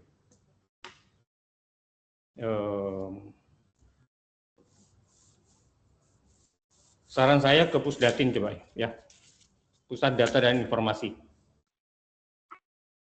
Oke, Fatia. Oke. Siap. Terima kasih Pak. Saya juga lagi cari-cari kemarin karena bubar mereka, saya carinya agak bingung kemana lagi ya. Terima kasih Pak. Ya, saya persilahkan Mas Bahrul. Iya, terima kasih Mas Andra. Saya izin off cam Mas Andra dan Pak Oci. Saya tadi dari penjelasan, saya Arul dari Queensland University of Technology sedang riset tentang alihfungsi lahan pertanian dalam kerangka economic initiative driven di era Jokowi, Pak Oci. Nah, saya tadi tertarik untuk menggali lebih dalam pernyataan Pak Oji tentang state-led reforma agraria yang menjadi karakter di Indonesia yang mana kemudian berbeda dengan Meksiko dan negara-negara yang lain dalam develop reform agraria. Nah, saya juga tertarik juga untuk sempat membaca tulisan Pak Oji yang land reform dari masa ke masa mengenai konsep domain yang kemudian menjadi sebuah fitur di mana kemudian Indonesia ingin lepas dari konsep domain. Namun pada sisi yang lain, termasuk dari presentasi tadi dari 2016 ke 2017, bagaimana ingin menurunkan ketimpangan akses tanah, hak atas tanah, kemudian ada land reform dan kebijakan-kebijakan yang dikeluarkan oleh pemerintah. Namun pada sisi yang lain, kalau saya sesuai apa yang saya amati di tahun 2016 itu pemerintah juga bersamaan mengesahkan proyek strategis nasional yang beberapa aspek kemudian seperti yang kemarin dipresentasikan oleh Pak Igam tentang pemerintah menjustifikasinya untuk public interest yang kemudian di situ ketika kemudian banyak kemudian tanah yang ditentukan sebagai proyek strategis nasional, kemudian di situ rakyat warga ketika melakukan penolakan hampir mereka tidak berhasil untuk kemudian melakukan penolakan atas misalnya izin penetapan lokasi kemudian atau maupun penentuan wilayah sesuai dengan Perpres PSN itu sendiri. Nah, menurut Pak Oji bagaimana kemudian pada satu sisi pemerintah ingin melakukan reforma agraria, redistribusi tanah, dan kemudian untuk menurunkan ketimpangan. Pada sisi yang lain juga pemerintah juga banyak kemudian untuk kepentingan pembangunan ataupun economic growth juga banyak di situ tanah yang menjadi basis livelihood di banyak lokasi di area pedesaan itu dialihfungsikan untuk pembangunan dalam kerangka PSN itu. Terima kasih. Baik, silakan Pak Oji untuk direspon. Sambil menunggu teman-teman yang lain, kita masih ada waktu. Ya, off mic. Ya. Jadi begini, memang menarik sekali ya. Jangan pernah melihat program pemerintah itu sebagai sesuatu yang solid secara keseluruhan. Kita tidak pernah diarahkan oleh sesuatu yang solid. Tiap-tiap bagian kementerian itu punya kelompok pembentuk kebijakannya sendiri. Pembentuk kebijakannya itu sendiri adalah perwakilan dari kepentingan apa. Itu kita mesti lihat sendiri. PSN gitu umpamanya ya. Mungkin harus secara spesifik ya menyebut PSN. PSN yang mana gitu, sehingga kita bisa meneliti sesuatu kepentingan yang hendak didorong untuk terwujud melalui cara-cara istimewa. Jadi PSN adalah cara istimewa sebenarnya. Cara yang tidak wajar, pengecualian, ya, menggunakan instrumen-instrumen birokrasi pemerintahan. Pengadaan tanahnya PSN kan saja, jadi cepat.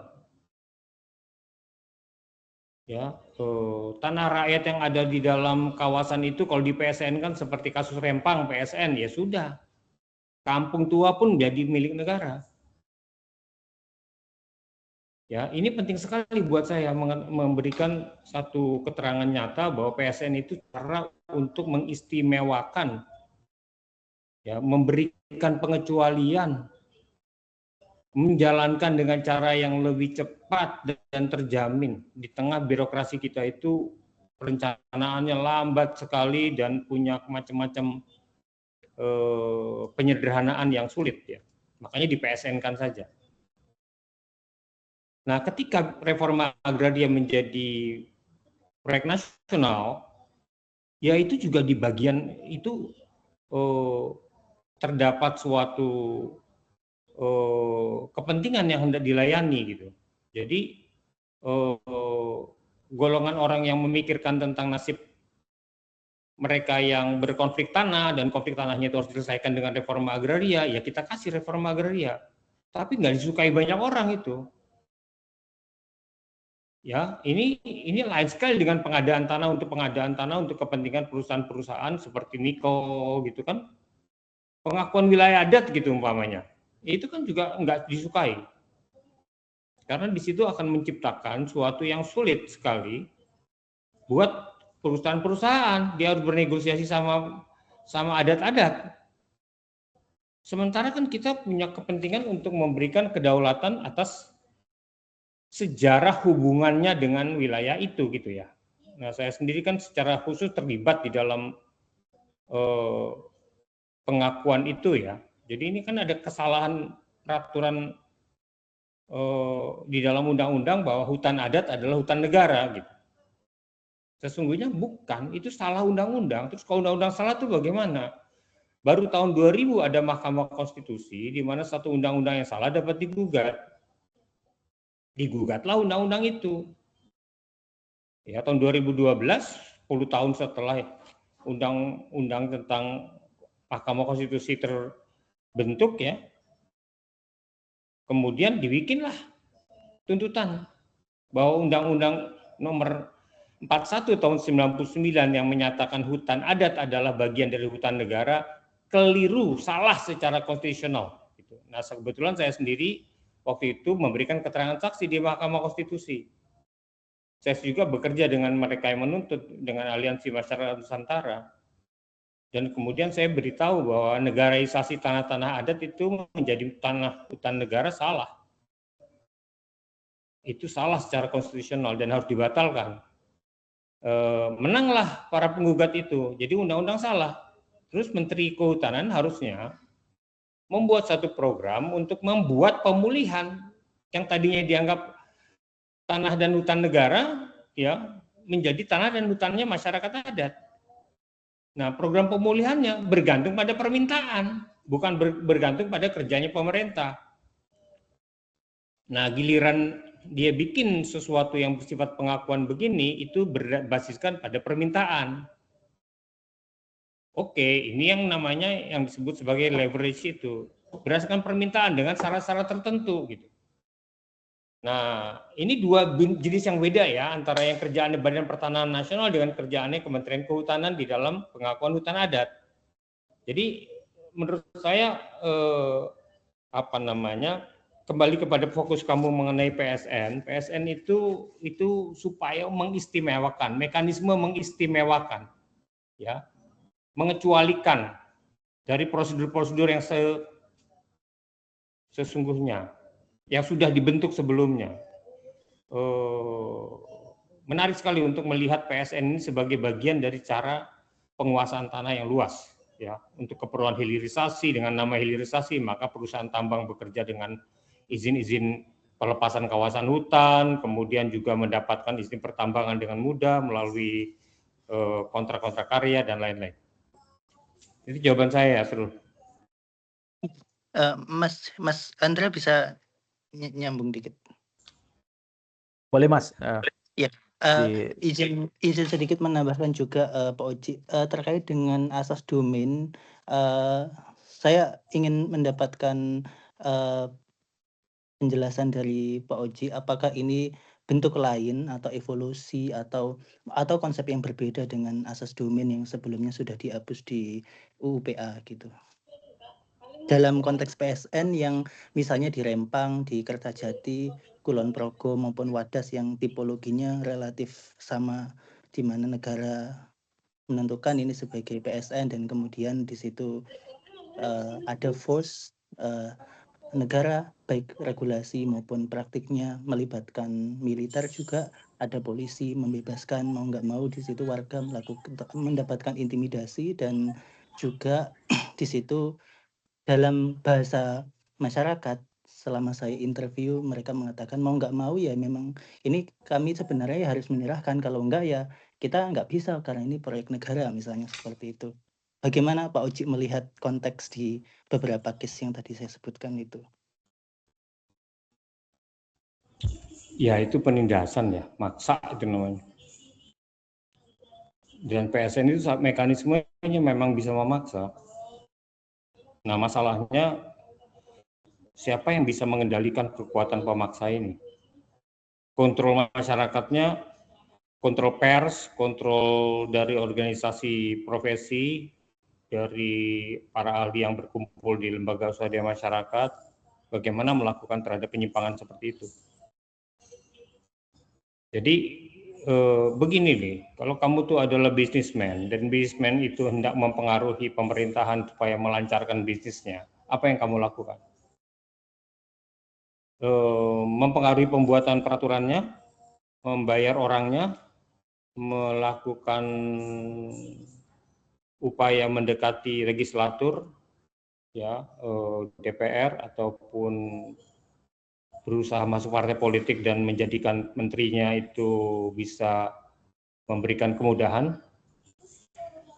Permainan itu jadi begitu jadi PSN ya udah itu punya suatu kategori boleh ya dikecualikan. Jadi boleh menggunakan tentara, polisi untuk meminta untuk penyingkiran, penggusuran, pemaksaan.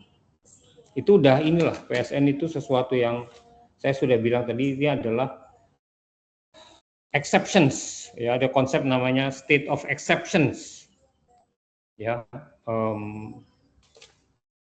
nggak dianggap warga negara kok orang yang ada di dalam sejarah hubungan atas tanahnya, mereka itu dianggap sebagai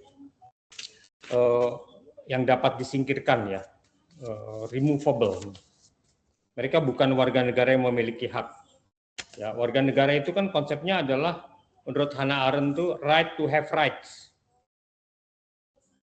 Right to have rights. Itu nggak dianggap warga negara. Begitu dia jadi PSN hilang. Kalah dengan kekuatan itu. Itu sederhana itu, nggak perlu diperumit, sederhana itu. Walaupun tentu kita harus melihat ini PSN apa gitu. Ya. Tapi yang contoh-contoh yang disampaikan tadi ya banyak sekali kok sekarang komplain terhadap PSN ini. Karena makin banyak orang yang berani, ada salurannya ke lembaga swadaya masyarakat, kemudian membuat satu artikulasi kampanye tentang PSN.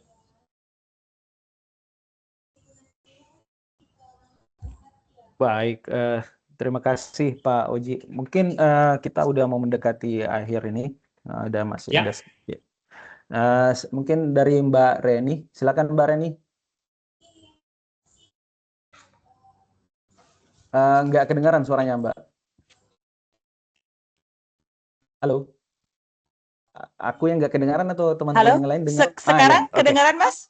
Iya, ya udah. Kedengaran. Terima kasih sebelumnya Pak Oji. Aku Reni dari Wageningen University, mahasiswa S3 juga, tapi aslinya dari Sumatera, Jambi. Sekarang lagi riset tentang land right recognition for indigenous people orang Rimba. Orang Rimba? Iya, orang Rimba di Jambi, Pak. Orang Rimba yang di mana? Yang di Astra atau yang di dalam Taman Nasional? Dia kan ada 3 wilayah. Nah, saya itu yang di Batanghari, Pak. Tapi sebenarnya mereka tuh sekarang udah nggak banyak masuk ke Taman Nasional lagi karena kan domisilinya udah di luar semua ya. Udah susah hidup di dalam gitu karena udah sangat ketergantungan sama orang luar gitu, Pak, menurut saya.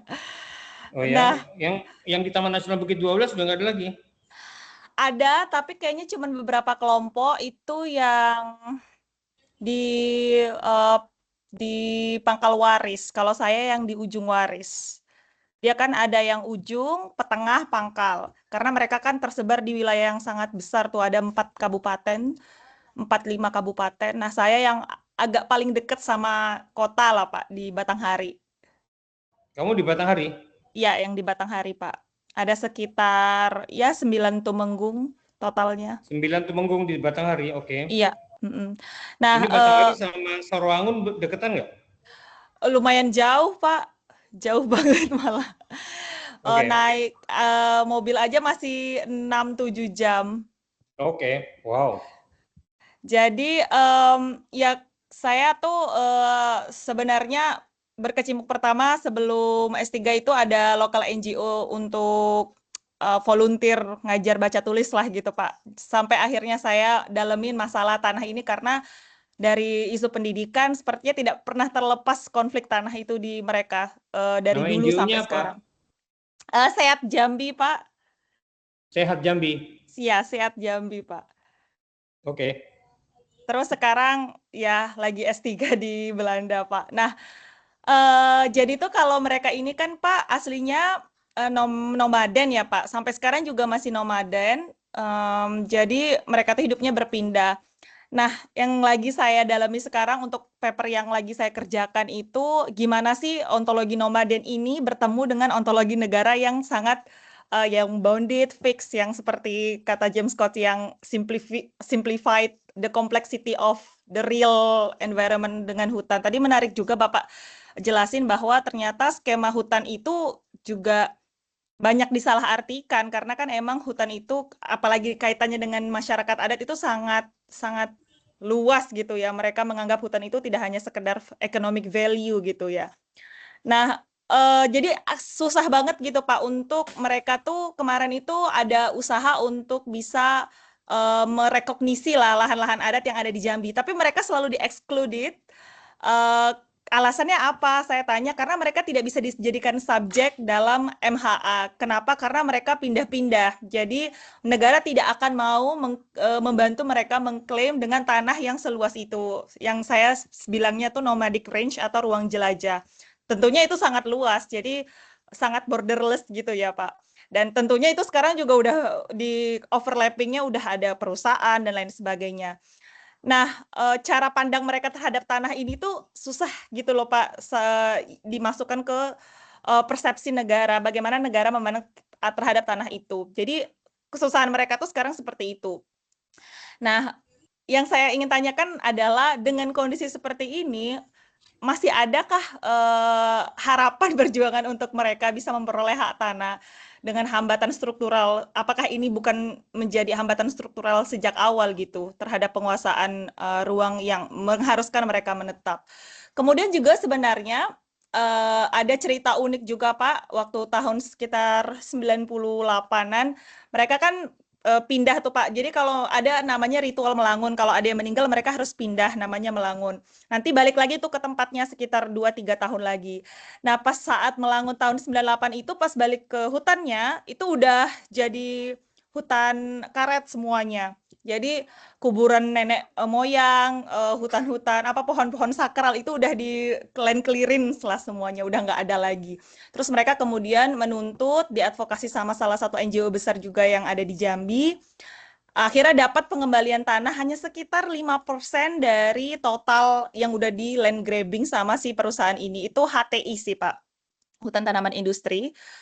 Terus, jadi udah dapat tanah balik sekitar 114 hektar yang tanahnya sudah berubah menjadi ini karet, Pak, kebun karet. Nah, jadi bayangin orang-orang indigenous ini yang bahkan nggak bisa baca tulis, disuruh mengelola karet gitu. Nah, sekarang tuh kayak banyak sekali jadinya konfliknya. Gimana mereka mau jual karet, mereka mau deret karet aja nggak tahu cara yang benar supaya dapat yang maksimal, nggak ada pelatihan, ya even ada pelatihan pun itu sangat susah diimplementasi dengan gimana ya, dengan sistem mereka yang mereka kan tidak terbiasa seperti itu gitu. Nah, banyak juga ditipu sama calo-calo yang jual karet, hasil tanaman, dan lain sebagainya. Jadi sekarang tuh banyak konflik di situ juga. Sementara sekarang mereka itu udah sangat ketergantungan di luar, Pak. Mereka udah punya motor sekarang. Saya tanya kenapa nggak balik lagi ke Bukit 12? Mereka tuh kayak di pinggir Bukit 12 gitu. Karena kalau ke dalam motor nggak bisa masuk gitu. Terus juga hasil buruan hutan juga nggak banyak. Dan juga ada zona-zona yang diatur sama National Park juga kan Pak. Nggak bisa sembarangan. Jadi itu kayak banyak ruang hidup mereka yang sekarang udah diatur, disimplified sama sistem negara itu sendiri, baik dari concession, dari National Park juga gitu. Jadi gimana gitu Pak, tanggapan Bapak memandang tentang fenomena ini? Begini ya, oke. Saya tahu tentang orang rimba ini memiliki ruang yang lain. Jadi pengaturan-pengaturan oleh pemerintahan melalui struktur dari bawah tuh desa, kemudian ya di desa tentu ada RW, RT, nggak bekerja buat mereka ini. Oke. Pengaturan-pengaturan juga hak atas tanah, diatur oleh Kementerian Kehutanan sampai kepada bentuk itu nggak bisa gitu ya.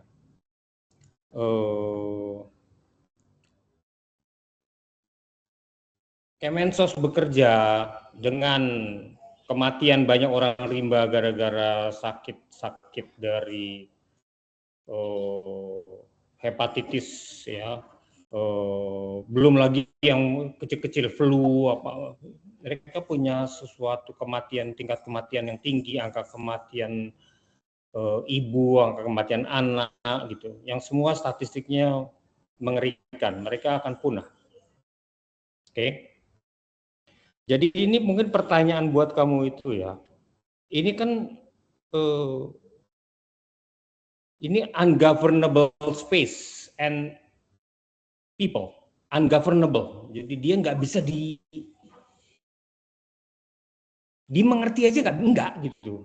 Dia ini ungovernable. Jadi di dalam, mungkin kamu pikir ya, konsep ungovernable itu karena biasanya di dalam studi-studi tentang governmentality itu ada tentang kriminal ya, sebagai ungovernable peoples ya, tapi kemudian jadi space. Banyaklah studi-studi itu terutama yang berkaitan dengan perkotaan ya. Apa namanya? Tapi ini ada golongan yang namanya ya diberi nama lain-lain, namanya aja udah bukan sesuai dengan apa yang dia mau ya kan, ya dikasih nama lah, apalah ini adalah gitu. Mereka menyebut diri yang di Bukit 12 yang bergaul sama saya itu orang rimba, oke.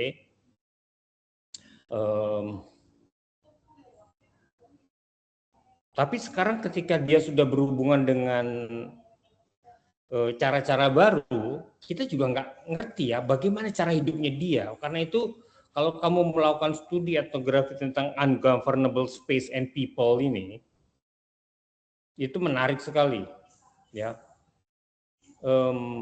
Segala macam program pemerintah datang ke situ hancur lah, lewat lah udah. Kamu bisa tunjukin satu persatu gitu. Dulu ada program namanya, bisa dibikin timeline-nya. Kamu bikin timeline program-program yang mental. Ya, mental nggak bisa. Mulai dari banyak itu permukiman masyarakat terasing dulu namanya. Dari satu departemen aja kamu seperti Kemensos gitu. Kamu bisa bikin tuh ininya. Kamu datang ke Dirjen Pemberdayaan Masyarakat, di situ ada satu direktorat tentang masyarakat adat ya. Kamu nanti susun timeline-nya dia itu.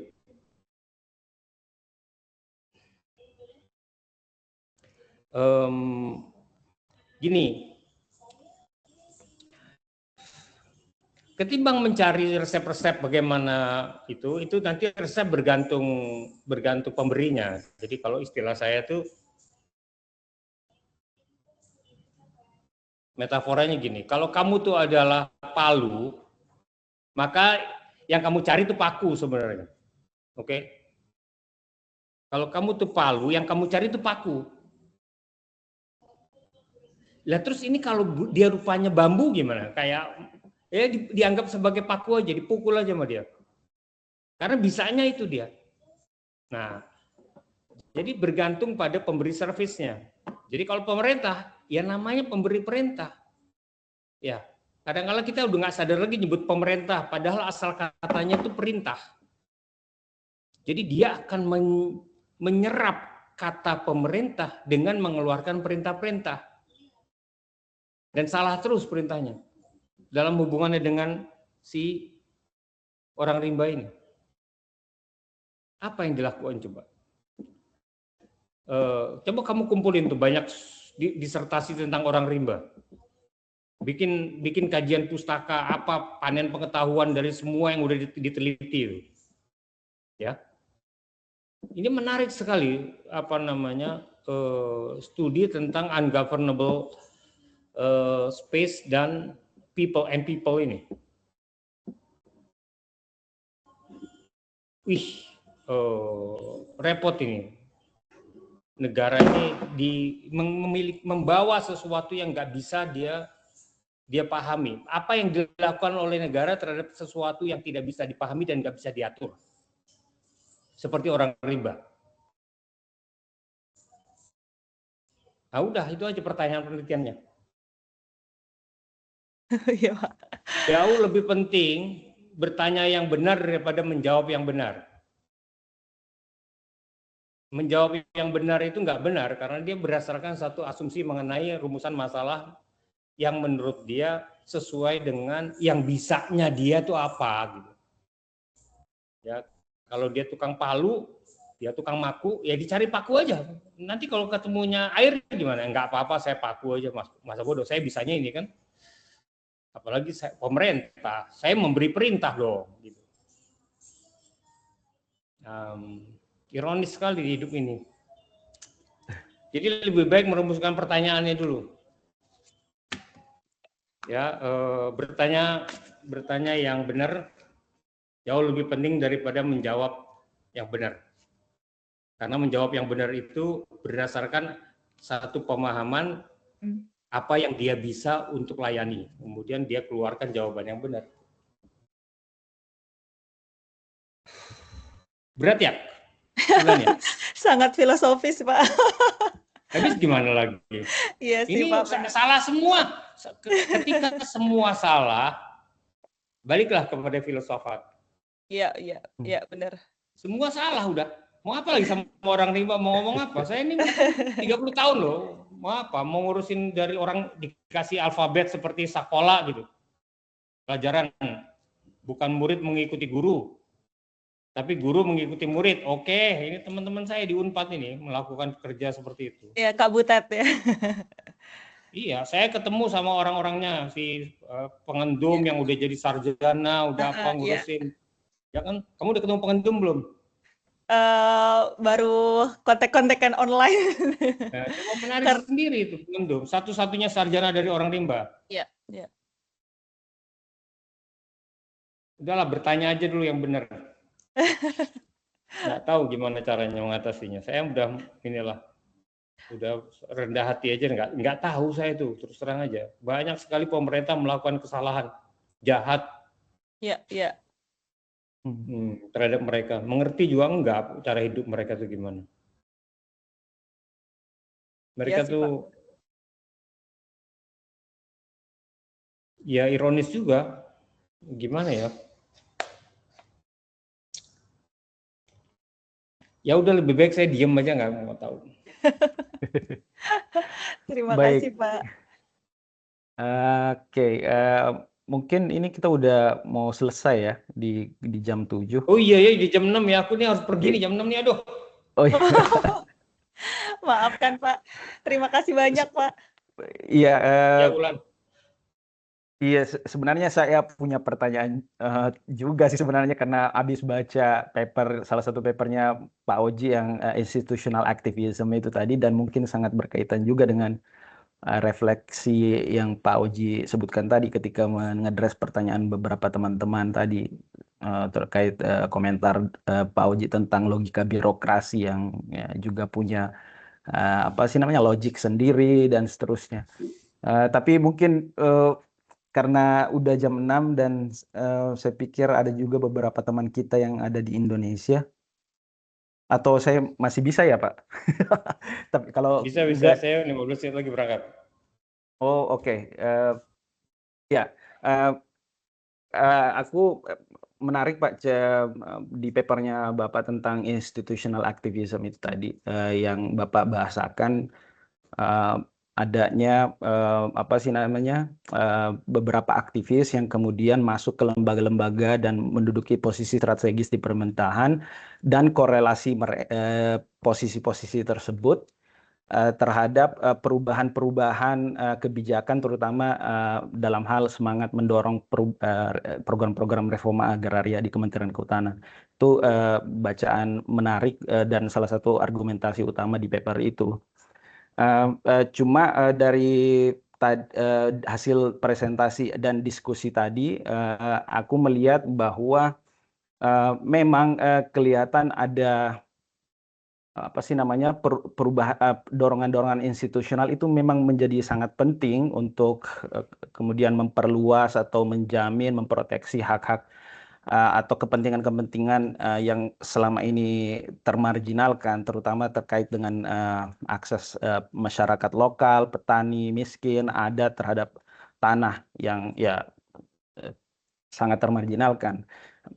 Dorongan-dorongan institusional itu sangat penting, tapi dari diskusi kita aku melihat bahwa ada keterbatasan itu karena ternyata meski udah ada regulasi, udah ada langkah kebijakan, udah ada tadi yang didorong oleh, misalnya kalau pakai argumennya Pak Oji di paper itu didorong oleh institutional aktivisme di dalam pemerintahan. Tapi itu tidak dengan sendirinya kemudian menjamin realisasi hak-hak itu karena berbagai macam tadi faktor. Salah satunya misalnya ada logika birokrasi yang Pak Oji juga tadi sempat dengan nada stressful menggambarkan itu. Nah, saya mau minta apa sih namanya refleksinya Bapak terkait itu, dan mungkin juga ini berkaitan juga di argumen-argumen awal presentasinya Pak Oji yang menyinggung tentang positionality Mas Oji waktu di dalam pemerintahan dan di luar pemerintahan. Mungkin itu Pak. Ya, ini sesuatu gini loh, di dalam teori pemberdayaan ya, itu kan banyak kita memberdayakan kaum yang tertindas ya. Kita nggak tahu cara melumpuhkan kaum penindas itu gimana. Jadi disempowerment. Terus kalau ada negara punya birokrasi, punya peraturan perundang-undangan, ya, yang dibuat oleh DPR. DPR sama pemerintah bikin legislasi, terus banyak aktivis mengusulkan perubahan peraturan perundang-undangan. Kalau levelnya undang-undang ya dibikin undang-undang, seperti undang-undang masyarakat adat. Ini udah 20 tahun loh diusulkan. Dibawa ke birokrasi, dibawa ke DPR, kemudian dituntut, udah bikin draft alternatif, diusulkan, masuk keluar gitu-gitu aja. Nah, sekarang posisinya masih di dalam pembahasan badan legislatif ya, balik di DPR. Belum diketok menjadi rencana draft RUU tertentu gitu, RUU masyarakat adat gitu. Ada draftnya gitu, diketok sebagai draft gitu. Enggak, belum juga, itu belum sampai ke situ. Tuntutan-tuntutannya berlangsung terus gitu. Nah, ini kan kerja legislasi dianggapnya nanti begitu udah jadi undang-undang, itu pertanyaan pertama, apakah undang-undang itu sesuai dengan kebutuhan yang diusung sama para pengusul ya. Itu pasti nanti ada perubahan-perubahan yang berbeda gitu, ya kan? Nah, terus begitu dilaksanakan juga, kalau sudah jadi, memangnya dilaksanakan itu sepenuhnya dapat terlaksana gitu. Ada birokrasi loh di situ. Dan kita sudah bicarakan birokrasi itu, memerlukan kerja tahunan untuk supaya bisa menjadi sesuatu program nasional. Kan harus jadi program nasional. Supaya dia bisa jadi program nasional harus mempengaruhi presidennya. Apakah presidennya bisa dipengaruhi pada waktu itu? Tidak seperti presiden yang sekarang. Ya, itu juga sesuatu yang sulit ya. Apakah kalau jadi undang-undang dia akan jalankan? Wow. Nah, ini sesuatu cara perubahan. Cara perubahan yang lain melalui kasus. Kasus A diurus, kasus B diurus, kasus C diurus gitu ya. Dan minta perlakuan ya dari pemerintah desa, pemerintah kabupaten, pemerintah provinsi, pusat, badan-badan sektoral gitu kan, untuk pengakuan wilayah adat. Kita udah bekerja, karena itu menurut saya yang terpenting dalam konteks ini itu melakukan suatu kerja kolaborasi untuk perubahan dari pihak yang menderita. Jadi pihak yang menderita itu bisa perempuan, saya lagi ngurusin juga ini ya, banyak lah macam-macam ya. Tapi kalau untuk soal orang yang tergusur dari tanahnya akibat tanahnya adalah dimasukkan ke dalam tanah perusahaan gitu. Padahal itu adalah tanah adat. Nah, di wilayah adat itu ada laki-laki, ada perempuan, ada tua, ada muda, ada macam-macam orang di situ ya, antara yang sebagai kelas sosial di dalam masyarakat adat, tergantung struktur sosialnya gitu. Ya, ini juga repot loh itu. Bagaimana caranya kemudian itu bisa diperjuangkan sehingga dari waktu ke waktu terdapat perbaikan.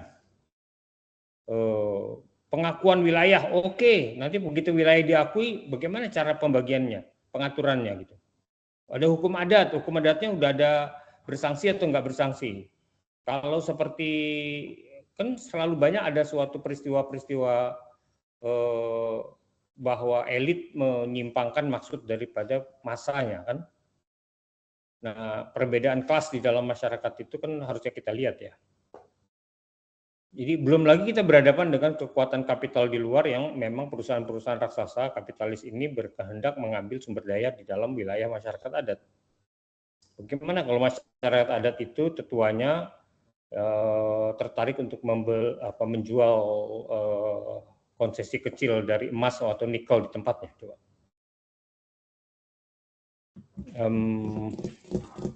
Jadi menurut saya ini kan dari waktu ke waktu ya ininya. Kita perlu suatu pendekatan ya. Kalau scholar aktivis dia tahu bahwa mengerti, ini perbedaan scholar aktivis sama birokrasi. Dia mengerti apa yang sedang terjadi. Dia bisa menjelaskan apa yang sedang terjadi. Dia atas dasar pengertian dan penjelasannya, dia tahu cara barunya. Cara barunya. Jadi saya masuk menjadi suatu scholar aktivis ini sesuatu pilihan yang tidak selalu tersedia bagi banyak orang.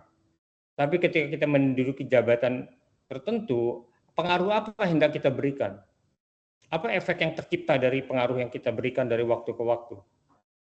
Nah, mungkin pada kesempatan yang lain kita bisa mendiskusikan ya. Saya sendiri sudah menulis itu untuk suatu pengakuan wilayah adat. Nanti saya bisa menulis tentang perhutanan sosial, ya, apa yang dilakukan terhadap perhutanan sosial, terhadap reforma agraria. Ini sesuatu yang menanti untuk diselidiki. Siapa nih di sini yang mau meneliti tentang scholar aktivis dalam perubahan agraria ya? Saya subjeknya kalau gitu yang diteliti. Itu Handi ya, saya udah. Iya, baik Pak. Cukup menjawabnya. Iya Pak, iya Pak. Baik, terima kasih banyak Pak atas waktu yang telah disisihkan, dialokasikan buat teman-teman di Indonesia Land Research ini berbagi pengalaman baik itu secara teoretik maupun aktivisme dan kerja-kerja teknokrasi di pemerintahan. Ini betul salah satu sharing live experience yang sangat compact menurutku dan komprehensif. Dan mewakili, saya mungkin nggak perlu ada kesimpulan ya, karena teman-teman pasti sudah punya gambaran tentang itu. Dan mewakili teman-teman di Land Research Indonesia, Pak Uji, saya haturkan banyak-banyak terima kasih. Dan kepada peserta juga yang sempat hadir, ada sekitar 20-an tadi waktu kita mulai. Dan teman-teman yang udah engage dengan Pak Oji juga bertukar pikiran, terima kasih banyak. Dan saya akhiri pertemuan kita ini dengan ucapan Assalamualaikum warahmatullahi wabarakatuh dan selamat malam. Selamat malam, selamat sore, selamat pagi. Pagi ya di sana ada ya? Iya, kalau teman-teman di Wageningen pagi nih Pak Oji. Pak Uji kalau jalan-jalan ke Makassar nanti kontak-kontak Pak Uji. Oh baik ya. Saya dulu nguji di Wageningen loh. Oh.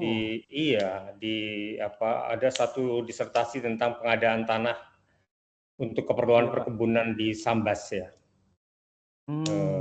Sukmo, Hai, kamu Mas. jangan cembedut aja. Enggak, aku dengerin Mas. Dengerin. Iya, aku dengerin. Aduh, iya kabarnya. Ya gini lah Mas, hampir gila kayak biasanya. Bergila, nggih, yang penting Nggih. sehat waras, seger. Amin. Terima kasih ya Mas atas Nggih, presentasinya. mudah-mudahan enek gunane. Nggih, jelas lah Ya. Mas. Dan Ada terima kasih banyak. atas bantuannya juga kemarin-kemarin. Oh, nggih. Nggih. Monggo. Lah pamit yo. Ya, Nggih, nggih, nuwun Pak. Mas. Terima Malam. kasih. Terima Ya. Terima kasih kasih Pak Tuh, Mas. Oji. Nggih. Yo. Oke Mbak Reni, Mbak Mir